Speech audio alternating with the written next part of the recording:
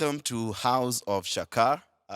We are here back again with another yet very hot topic that will help every worship leader, even the pastors. Kila mtu manze mwenye involved in worship in terms of music. This is going to be very helpful to all of us. And the topic for today is on song selection. Song selection, wacha niwaambie, sio kazi rahisi.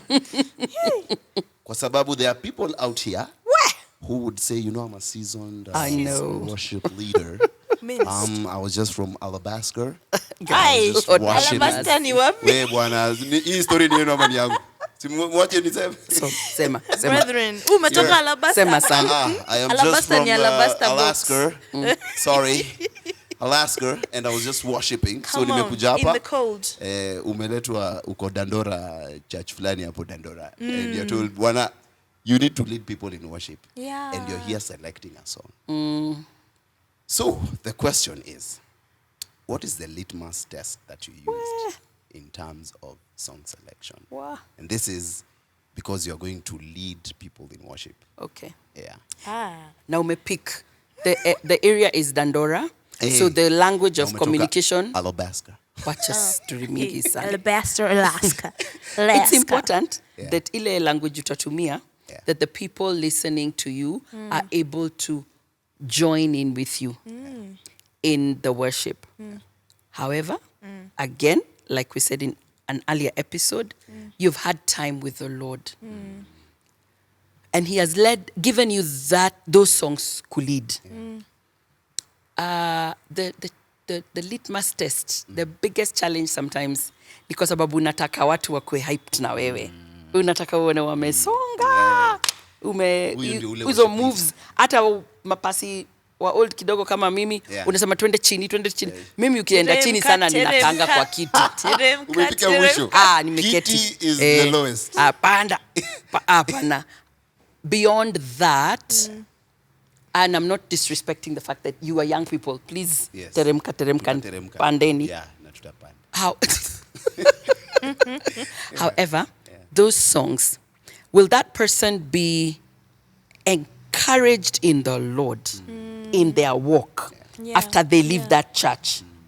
Will they be remembering that song, or they will walk into a place X scenario where their flesh takes over? 1 John 2:15-16.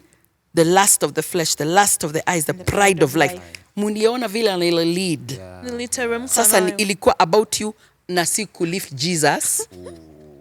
Because any song and anything we do on the altar in music leading, that your selection leads people to Jesus. He's the one who died on the cross of Calvary. Si wewe. No, we don't want to die. Atukufi tena. The Lord has. He was deputy Jesus. Exactly. I think then I'd ask you, if someone now going to that church, and you are also going there as a minister who is English speaking, or someone now from that Dandora church comes to English speaking Pentecostal charismatic church, and they sing Asha Nare ndani ya moyo wangu. And you see the way your face is looking right. Do you know Nare? You know Nare? You know Nare? Don't do that. Nare is fire. Nare is fire. Nare is fire. Okay. Nare. What song was that? That's a song by Ivan Stimam. He's a gospel worship leader, and it's a very tumwimbie. Washa Nare ndani ya moyo wangu. Teach me. I would like to learn. Sikatai. And now it doesn't necessarily have to be in Dandora. It can be in Ongatarongai. It can be in Kericho. It can be in Kisumu. It can be anywhere. Take time to teach. When you pick a song that your congregation doesn't know. You see how I rolled my eyes because I had never heard it. For real, you guys have sung it for the first. No, I didn't do that. Child, son. Sorry. That you take time. First, do it as a special, so that my fellow brethren who don't know this song, like you've explained, they will not be thinking, these children. Yeah. And I want to be able to worship together with you. Okay, yeah. The gathering together, that unity. Then I'd ask, what do you think? I might be skipping ahead, but Kevin, cheza kama wewe. What do you think are the pros and cons of song selection? In the sense of, I come with washanare and I'm just telling God, light a fire in me, man.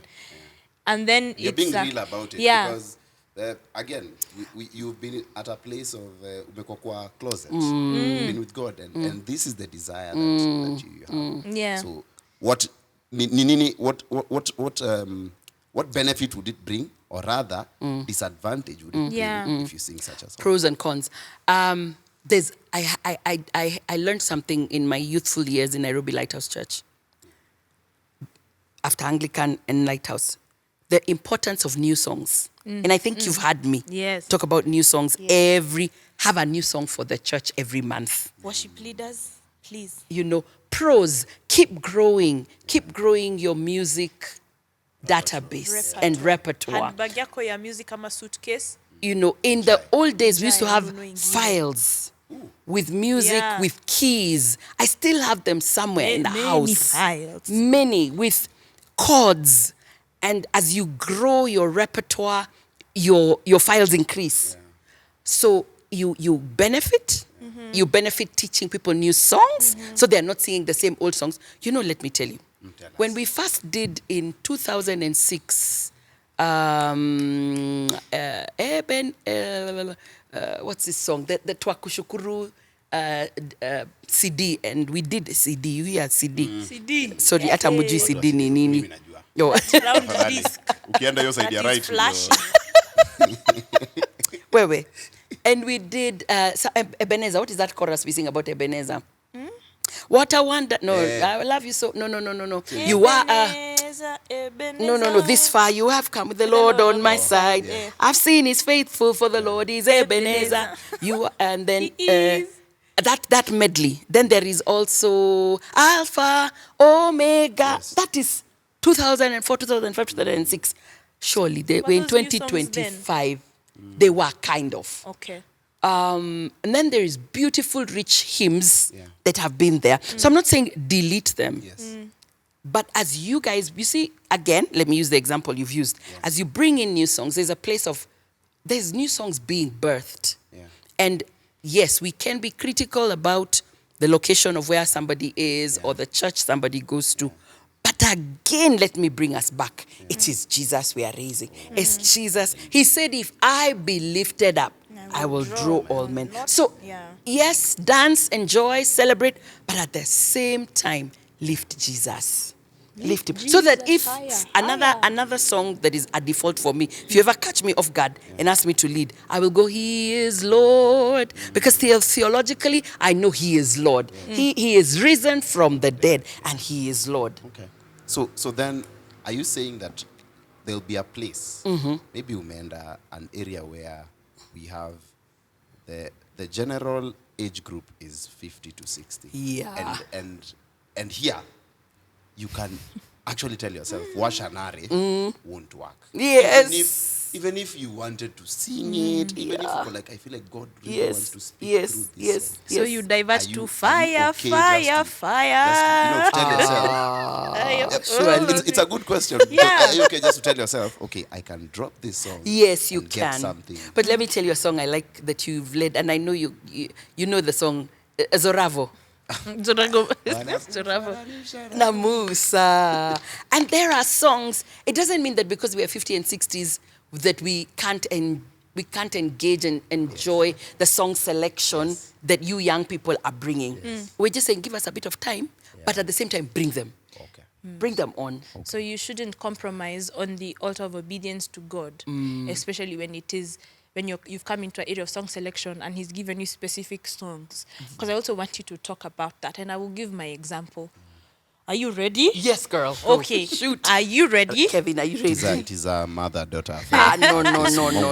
When we were younger and my mom we all moved to CITAM, I always wondered what your song selection was like.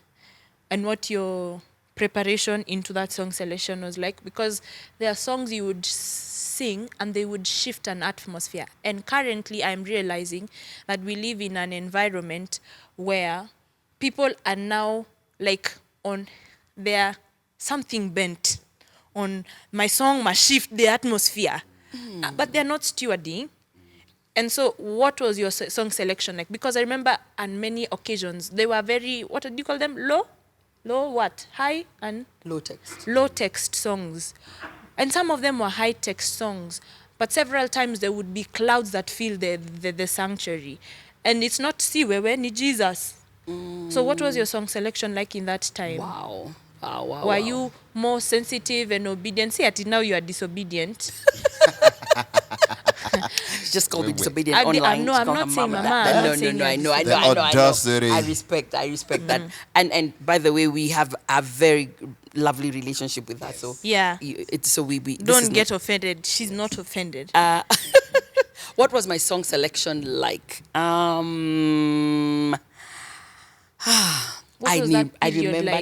remember taking time with the Lord. I remember singing. I have a rule of thumb that I make sure I have practiced my songs. The songs that the Lord has given me to lead a congregation.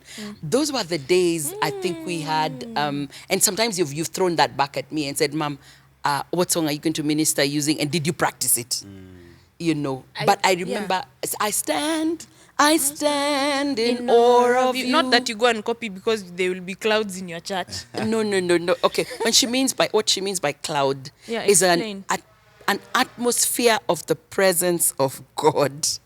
An atmosphere that I would also almost be afraid. I never used to wear, then I didn't have glasses, but I would be so I would know.